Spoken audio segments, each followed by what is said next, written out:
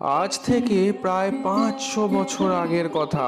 তখন আজকের উত্তর দিনাজপুরের রায়গঞ্জ ছিল ঘন জঙ্গলময় এক এলাকা। বয়ে যেত কুলিক নদী।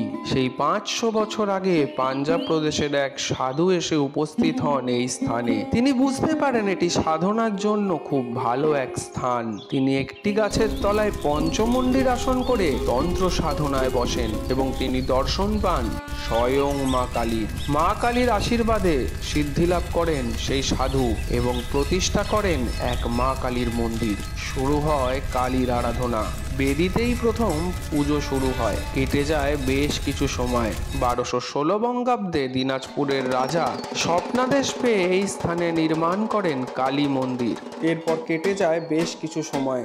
তারাপীঠের মহাসাধক বামাখ্যাপার বংশধর জানকীনাথ চট্টোপাধ্যায় ছিলেন এক কালী সাধক। একবার তাকে দর্শন দেন স্বয়ং মা কালী ও আদেশ দেন বারাণসী থেকে কোষ্ঠী পাথরের মা কালী মূর্তি এনে প্রতিষ্ঠা করতে রায়গঞ্জের এই মন্দিরে।